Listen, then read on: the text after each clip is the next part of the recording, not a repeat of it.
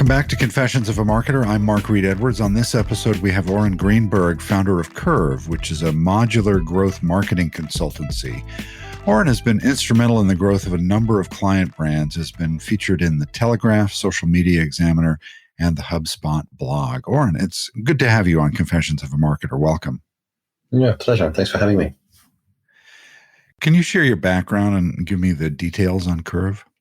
Sure. So I guess I grew through mostly a VC-backed tech startup scene in London, working with probably some notorious big names. The UK is not known for producing unicorns, but I had a fair share of dealings with a few of them. Yeah. And I did that for quite a few years. And then 5-6 years ago, the back of one of them, I got a great result. On organic search, I was ranking for one of the most competitive sectors in the UK, which is payday loans. And this was for a business called Wonga, which is the equivalent kind of unicorn business that no longer exists due to legislative changes. The UK didn't quite take the payday loans as the US did. So that kind of grew and then fizzled.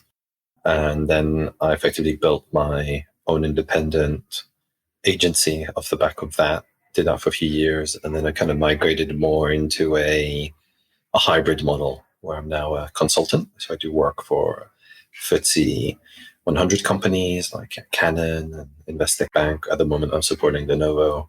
And then I also work with quite a few scale-ups and funded businesses. I also work with earlier stage businesses more in the advisory capacity and ad hoc consultancy. And then I also have an execution arm, because the biggest challenge is you give the strategy and you give the advice, and then it falls through. Nothing happens, right? Well, it happens. Actually, it always happens, but it always happens most of the time poorly. You just you don't.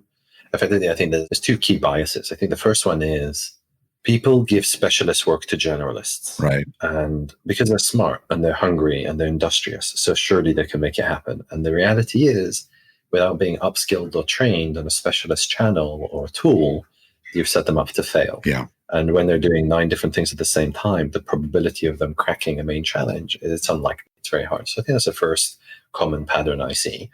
And then the second is every marketer, so it's kind of funny saying this about myself and other marketers, is everyone has a bias because of how they develop their experience. So some have developed their skills for search marketing, or some through paid social, or some through the coding, or some of them are really strong at SQL, and some of them are really great at PR, and some of them are really great content marketeers. And each one of these is a different flavor of marketing. And when you're in the marketing world, you understand how fragmented and specialist it is. But when you're a different C-suite exec, a COO, a CPO, a CDO, a CEO, you don't understand the nuance and the difference and the variability and variation. If you put your marketing budget into the wrong marketer, you're not going to get the right result. So what I found is I just rather work with more, frankly, expensive, but specialist experts who only do that one thing day in, day out, rather than have lots of generalists who are trying to hack it and make it work. And usually that tends to flop. So that's where my model evolves into a hybrid of finding select delivery partners and the kind of balancing consultancy and the tactical execution. So you kind of put together an engagement with a client and assemble the team. Yeah, actually, I have multiple models. So some of them I'm just a pure non-exec and board level. Yeah. So just pure strategy. On others, I'm a hybrid. So I'm either acting as a tactical CMO.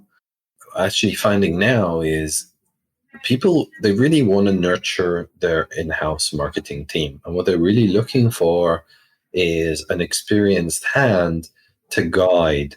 So people are more they're really keen on in-housing and trying to own marketing internally. And I think it's evolving towards more of a hybrid model where some competences are in-house and some specializations are outsourced. And it is very variable from business to business as to what their preference is because of the DNA of the business, how it's been set up, their philosophy about marketing. And in all honesty, how many bad experiences they've had. Right. Because almost every conversation I have with a new prospect is, I've had a bad experience. Yeah. I'm traumatized. I'm very careful about my vendor selection. And some of them are excessively rigorous with their due diligence, and they suffocate the process from happening because they've had such bad scarring, because they don't understand marketing. They come from a finance background, a product background, and it's all very mysterious and very non-measurable and very confusing and overwhelming with so many different there's 8,000 technology providers in MarTech. It's like, who do you go with? Right. So it's very interesting trying to understand and diagnose why things go wrong, where they go wrong, and how that varies from business to business. So I tend to find myself like an amorphous puzzle shape that adapts to the different circumstance of that client and that business. So I don't really have a rigid model as a result. So what has 2020 been like for you with COVID-19? How has that affected your business and your clients? Yeah, I guess because I'm so diverse, it's affected me in both positive and negative ways. So some of my investments, some of the businesses I've invested in, they've seen sort of 80, 90% revenue drop. Yeah. And that's that's terrible. On the flip side, I've seen more businesses, like personally, I've had an increase in people approaching me for support because a lot of businesses have gone digital. And because obviously, if you're a travel or restaurant, or everything's going from offline to online, and even though there's been a decrease in spend on online, more businesses are operating online. And therefore, I think there's with the overwhelm of uncertainty, there's also a need to get reassurance and validation and risk mitigation that they're doing the right things. So I've actually seen an increase in work for myself. I did have a few opportunities that fizzled out that were offline related. I think because my background is very much on tech businesses. My core background is mostly SaaS businesses, MarTech businesses, e-commerce, and B2C mobile apps, right? And marketplaces. So like those 5 areas, which are all tech businesses really, and in terms of their essence and core is technology, that's a USP, then there's been an increase because obviously it's those models are very lean and very cost effective and very scalable, and they really work well with digital marketing channels. And I'm a digital marketing expert, so it kind of works quite well with my propensity and my skills. And I think other marketeers, like some marketeers I speak to, all of their clients were like travel clients, and then they've really taken a massive hit.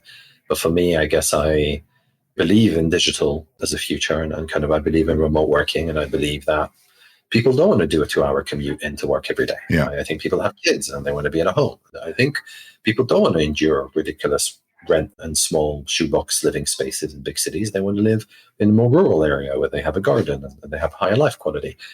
So when you take that into account to what people want, what people need, you can kind of project where business is going to go. And I've kind of bet my money on it, I suppose, in many ways, in my specialization and client selection as to where the future is. And that's why I'm taking a gamble. It is kind of interesting that over the last 10 years or so, there's been this trend, certainly in the US, of startups, instead of being in the suburbs, being in urban centers. Here in Boston area, there's been a big trend in that direction. When I started in my career in technology in the Boston area, everything was out in the suburbs. Now everything is in town. And my feeling is that you're probably right, that companies will probably locate out in the sticks more, or just not have an office at all. And we were already starting to see that in the UK, where businesses were starting to, like other hubs outside of London started to evolve. And it's quite interesting, like if it's Oxford or Cambridge or other cities and towns. But then I think now with COVID, it's very clear that people are going to move to a hybrid home office solution. But then what's going to be interesting is this third option of the co-working spaces. And what does that look like? Does that look like the business owning multiple locations where people can come and go in the smaller hubs rather than one central location? Or is that going to be that people just enable their employees to work, or subcontractors or whatever it is that they have on their books, to work through co-working spaces, and they buy them a WeWork membership or whatever that co-working space in that local vicinity is. Yeah. And I think there's definitely going to be some sort of shift, especially for digital workers and knowledge workers, because I think now people, almost every single person I speak to, I say, how is this affecting you? Everyone categorically say they're more efficient. Yeah. But what is clear is all the people who need and want to be more social, they're taking a hit. They feel like they're losing connection, or they're emotional. They don't have as much time with their friends. I think it's an age thing, and I think it's a life stage thing. I think when you're older, you want to do your 9 to 5. You want to come in, you want to focus, you want to deliver, and you want to go home to your kids and your family. Yeah. When you're younger, you want to hang out with your friends at work and go for a beer and go for pool and go for a club, and it's more fun. more engaging. And I think there's a different needs for different people at different stages of their career. And I think that's where some of the complexity comes from. Yeah, I think it'll be a hybrid. I think that a lot of large companies will allow their employees to work at home a certain amount of time and come into the office a couple of days a week, something like that. It's just going to be interesting to see the lasting effect of COVID-19 on people and the way they work and the way they socialize and the way they respond to marketing, right? It's changed the world in a very profound way. Yeah, completely. So let's get into the meat of the discussion. How are you using video with your clients these days? And are you seeing this affect conversions? Yeah, so I think video has multiple benefits compared to other mediums. Because it's multisensory, I think it expresses personality and emotional connection in a better way, and it's more creative. I think the cons are it's a much more complex medium to master because you have to film it, you have to plan it, you have to edit it, then you've got the sound quality, color correction, subtitles, and different adaptations with different channels. So there's a cost to it. So I think there's a few different ways for where I see video performing and where it can continue to perform. I think if you look at Typeform, they have a new product called Video Ask, and you can see it's kind of like chatbot with pre-canned videos. And I reckon that in terms of helping on-site conversion will become more popular. Yeah. And then I think you have companies like Vidyard who have integrations into HubSpot. And Vidyard enables you to kind of track and measure the performance of your marketing content as well as doing lead generation using video. I specifically had this instance with a client that they were doing a cold lead gen, the sales exec. And then I said, I think, why don't you focus on more quality, less quantity, and why don't you do video as cut through? And he started doing it, and he got a 430% increase on conversion to SQL, sales qualified lead. And that all sounds great in theory, but in reality, there's a heavy price to pay because he needs to research them. He has to find a hook, and then he needs to record the video, practice it, edit it, redo it. Then he has to send it off to them. And then only like 2 or 3 people actually open the videos because most people don't even open the email, right? So like 50% open rate or like 30% open rate. And then only a few open and then only a few will respond. But the responses and quality of responses he gets obviously a lot higher. Right. So probably, I guess the key here is how do you do this at scale and dynamically and do this smarter, right? And I think that's where the magic really is. And if you think about how, I think it really comes down to personalization. It's like, what is the hook that you're using that makes your email stand out? And I think it also depends on like how big your total addressable market is, because the bigger your total addressable market is, the more you can do broad firing with lower quality because it's a numbers game. Yeah. But if you have a very small total addressable market, 2,000, 5,000 businesses, you can't really afford to miss that opportunity with that first bad impression and sending a generic email. Yeah. So I've seen video work quite well on the lead gen. I think video is quite key for personal brand building on social. Like, you can really see it taking off on LinkedIn. And I think you can see it a lot in terms of a lot of course providers, agency owners, consultants, digital marketing platforms. A lot of them using video on paid social to generate the leads. So I think video it's a multifaceted asset. I think at the end of the day, the focus shouldn't be on the medium, which is the video per se. It should be on the message and the creative. Sure. It should be, how does the creative stand out? And I think people aren't really investing enough time and energy to stand out relative to the noise in their space when they're producing video. And it takes more time to invest and do that. I think there's a really simple process to do this that a lot of people aren't familiar with. And effectively, you come up with a list of ideas, and then you push yourself to come up with some more ideas, and you push yourself to come up with some more ideas, and you end up with like 20 or 30 ideas. Then you pick the top 1 or 2, and you go with that. Most people don't go through the process. They kind of go 2, 3 ideas, and then they pick the best one. What happens is you have to have this natural selection with the creative process to find the best idea and cutting through. But also you can't go all in with one idea. And this is another mistake. I think it's better to go in with 3 or 4 ideas and try them out and compare and contrast, and then double down on the best performer rather than go all in on just one big creative idea. And I don't think we live in an age that's necessary to do anymore. Because if you only had a limited amount of TV channels and you had a TV spot and you had to prepare that 6 months in advance, then you can see why people had to go all in. But nowadays, if you want to run a Facebook ad campaign for 2 days and pause it and see how your video performs, or send out an email cadence to 100 contacts and then different video to another 100 to see how that performs, you can do that. So I'm really a believer in those two practical tips to help and increase performance as a result. Yeah. In video, there are certainly ways to personalize a video. And I know when I was talking to your folks and you about having you come on podcast, I got a couple of videos and they were kind of cool, personalized videos. So what role does personalization play in video? Yeah, it's a good question. I think it just allows the prospect the insight that this is more tailored for them. It helps them save time from having to take the cognitive load to sift through, realizing if this is generic and is it relevant for them. So effectively, by increasing the relevance, it reduces cognitive load and increases the performance. Right. Yeah, I think there's also, it's how is personalization done? Because this personalization is like hi first name. And that was like the original first variation of personalization in email marketing, right? Yeah. And that was like, wow, amazing. It's no longer hi there. It's now hi first name. So it's shocking that I still get hi there emails, which I don't even scroll down the first sentence. Like I see hi there and it gets deleted, Although So- the personalization can get a little creepy when it's in the subject line and embedded somewhere in the copy of the email too. It just gets a little bit creepy, I think. It needs to be relevant. Yeah. The problem is the personalization now is done for the sake of personalization. Exactly. Rather than done, look, I recognize the pain that you have and I have a relevant solution.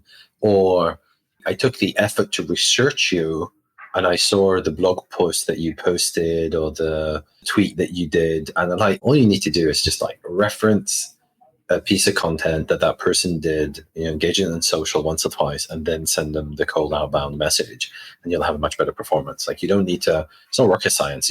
You want to build a relationship. That's what people want. People just don't want to be treated like an object. And as long as you just assume, how is it for me as a receiving end to receive this email, right? And the problem is people don't have they don't have the time, and they have a little performance pressure to achieve specific KPIs in short time frames. Yeah. And that creates stress. And the stress stifles creativity. But the only way to get exceptional results or performance is through creativity. Like you have to be differentiated. And differentiation has to come from the context, the competitive context, which means you need to research it and understand the competitive context. Then you got to find a hook. And that hook, it can come serendipitously through like, I just uncovered a hook. Like I did this the other day. I found something that no one's ever done before. And I researched it and it ended up in being a piece of content that I produced. And when I asked people, like really senior execs, about the quality of the piece of content, they give it a 9 out of 10. And it's like, they're like, how do you come up with this piece of content? It's like really remarkable. And I said, you know what? Through sheer luck. I was looking, the intent was to create amazing content, but I didn't know I was going to create this amazing piece of content. And it's like really took a lot of energy and time to produce it as well. Yeah. And sometimes it's serendipity, but you have to have the intent. The intent needs to be, I want to be producing better results. I need to be improving my performance. I need to be finding more creative ways to get a more effective result. And this sounds surprising, but a lot of people don't have that mindset. They have a mindset of what's the minimum I can do? Or like, how do I just do this so I can get it off my plate? But at the end of the day, like you don't have any prospects as a agency, as a in-house career progression, as a consultant, as a contractor, if you're not delivering value. And the only people care about when they give you an assignment in any format is what's the outcome. Yeah. Like they don't care what your day rate is or what your hourly rate is or how hard you worked or who you know or what you read. No one cares. They only care about, can you do this? Okay, you said you can. Great. Go and do it. Great. Did it work? No. Okay, then, try harder. And like people just want results and they're willing to pay for the results. And that's, at the end of the day, it's a very hard truth.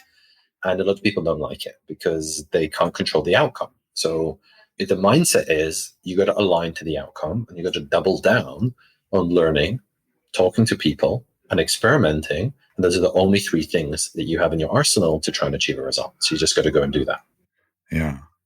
We talked briefly, kind of gave me a case study earlier, but do you have an in-depth case study you could share? I have an in-depth case study for the overall project for that business, because nowadays I don't really manage an individual channel. I bring in 5 to 10 experts. Like I have a Google Ads specialist, a Google Analytics specialist, a Facebook paid ad specialist. Yeah. And that's where I'm different. I don't believe in lots of generalists. So what we did is we built a whole infrastructure for this business, from the entire MarTech tech stack to the website, to the positioning piece, to building out the lead gen engine, to content marketing initiative, the email marketing setup, paid social, paid search. That's like a whole. So I have a case study for the whole project, because when people come to me, they usually don't have enough experience and knowledge to attack a specific area. And also, that's not what I'm known for. People come to as an advisor and a strategist. They don't come to me because they need help on a specific niggly thing nowadays. I guess they used to when I was like a search expert, because my career grew through performance marketing. I was first an SEO guy, then became a PC guy, then became a search marketing guy, and then became like a broader chief growth officer, which is kind of currently how I position myself in the market, kind of more holistic, more full funnel. So there is a case study available. I'm happy to send that through. Maybe you could send me the link and could include it in the show notes. Sure. I want to talk a little bit more about video, but you mentioning your career path, I want to drill down into that. For someone listening to this who is early on in their career, who wants to become a marketing leader, CMO, VP of marketing, or maybe consultancy side, how should they grow their career in such a way that they are exposed to different elements of marketing? Because, as you say, a lot of people are specialists. So you start and maybe you're a social media marketing expert. How do you grow from that as a base to become more knowledgeable about the broad spectrum of marketing?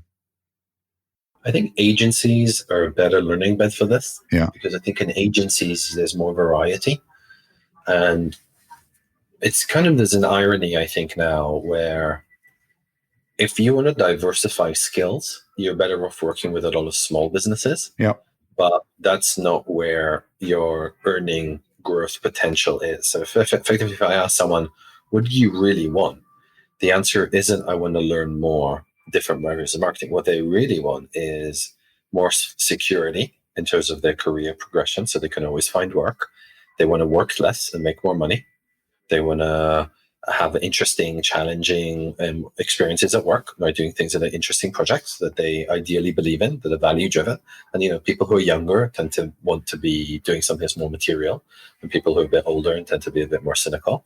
And then the last one is they want to work with people that they enjoy working with, people who appreciate them, respect them, and hopefully they have a laugh with them on occasion. And then that's what I found most people want. Now, when you tend to be a specialist in a larger company, you tend to get more of those things. And when you tend to work with a lot of small businesses, you tend to get a lot more stress, because it's very hard. They're more demanding, the resources are thinner, they don't have an established brand. And it's just like, you need to be a jack of all, and then it's very hard to deliver results when you're very diversified. So I think the ideal would be is you migrate from specialism to specialism, rather than go downstream to smaller businesses to become more of a generalist. Yeah.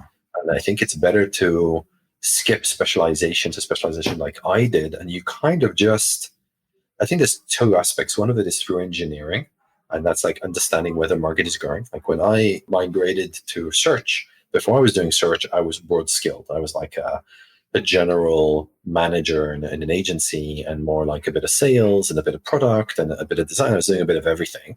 And then I just saw Google, and I was like, wow, this company's growing at an alarming rate.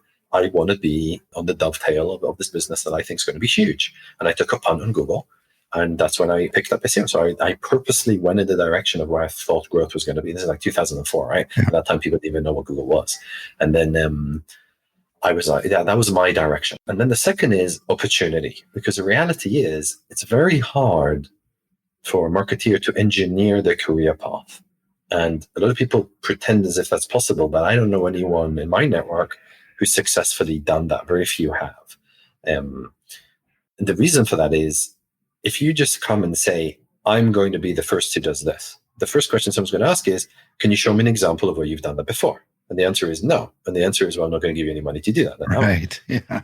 So in reality, coming up with this theoretical plan for where you want to go is not how life happens. Life happens through And the most important thing is people want to hire experience because they want to mitigate risk, because they want to make sure they're not burning through their money. The minute you understand that principle, what you need to figure out is, how do I double down on my case studies and the proven experiences of how I deliver value to businesses? I actually had someone the other day, and he came to me for advice, a junior marketeer, and he had an opportunity to move to another business and increase his salary by almost 20%. And I asked, what results did you get? And he showed me the results. And I said, you're still in the infancy of delivering value to the business. Why don't you give it another 6 months, get some fantastic results, and then move on? And I think he was too disgruntled, or he felt too stifled in his growth. And then he decided to make the move anyway. And I think that I understand why he did that, but that's not the ideal. The ideal is, you really want to, you're like a basketball player. And like the best basketball players in the world, they're not the best because everyone thinks that they're great. It's because they just have the most amount of wins, right? Yeah. And like, in a way, the business world is quite cold enough. You just need to have as many wins as possible. And that's what you really want to be doubling down and focusing on. So don't worry so much about your diversification and your skills. Really worry about what your network say about you. And if your network say, this person is really industrious, they're really passionate, and they're really knowledgeable, and they're very experienced, then don't worry, you'll get all of those things. You'll build wealth, you'll build success, you'll build amazing relationships. And I'm saying this from experience. This is what I've done. I work like some hours. I work because I do whatever it takes. Like yesterday, I was up to 1 a.m. because one of my providers who said he can do something couldn't do it. So I was up to 1 a.m. to try and deliver the promise that I made to the client, Right. because I'm liable for that promise, not my provider. So what are you willing to do to deliver the value that you promise? And that's really important. And focus more on your relationships. Focus more on the value you deliver in the work setting that you currently have and how you migrate and progressively develop. Less so about diversifying your skills, because the truth is, no one knows how to evaluate the skills that you have and the amount of skills that you have. Like, we all have more knowledge and experience than any one person that we know understands about us. And we all have that in common. So problem is, a lot of marketeers are like, but I can do this and I can do this and I can do this. And it's like, no one cares. They just wonder if you can do that one thing to help them get that one result. And you got to double down and show how you can do that one thing and show how you get that one result. No one cares about these generalists. You've done a bit of everything, because they don't see how that translates into effective ROI. So I really recommend being more commercial and more thinking a bit more like a CFO, and thinking more like a CEO, and thinking less like a CMO about your professional progression and career. Think about, as a CMO, when you're thinking about marketing and your competence and your specialism as a skill. But in terms of your professional development and your wealth building, think more like a CEO and a CFO, because they really understand how to drive business success and commerce. And that's where your professional growth is going to come from understanding that language and speaking it fluently. That's great advice. I want to close out by thinking about the future. Where do you see the future of video going in marketing? Is it going to become embedded in everything, or will it still continue to kind of just have a kind of special purpose in marketing? I think it will evolve with its sophistication in terms of how video can start to get personalized through prospects. And some businesses are already doing this, and it's incredible. But just as an example, they can change the background of the city in the ad based on the city that you're in. So the front end of the video is like preloaded, but the background changes for each audience according to where they are. And that level of personalization and sophistication will continue to evolve. So as we get more sophistication with audio and like scanning codes and setting backlinks, video will be more interactive and richer. So I think we're really only seeing now the infancy of video. I think video will get both longer and will get shorter. So it will get shorter because people's attention spans are progressively shortening, but it will get longer for content that really adds exceptional value and is very deep on a specific topic and a really tight fit for that audience. So we're going to see both extremes. But effectively, it's more likely, if I had to bet on one of the two, that will go like blog content has gone over the last 10 years, and it's getting longer form. Yeah. It's becoming more in-depth, and the amount of research and in-depth quality to produce better quality content has increasing. So it used to take like 1 or 2 hours, and now it takes almost 4 or 5 or 6 hours. This is like some research from Orbit Media, from Andy. And I think it's really interesting to think about the quality is increasing, the standard is increasing.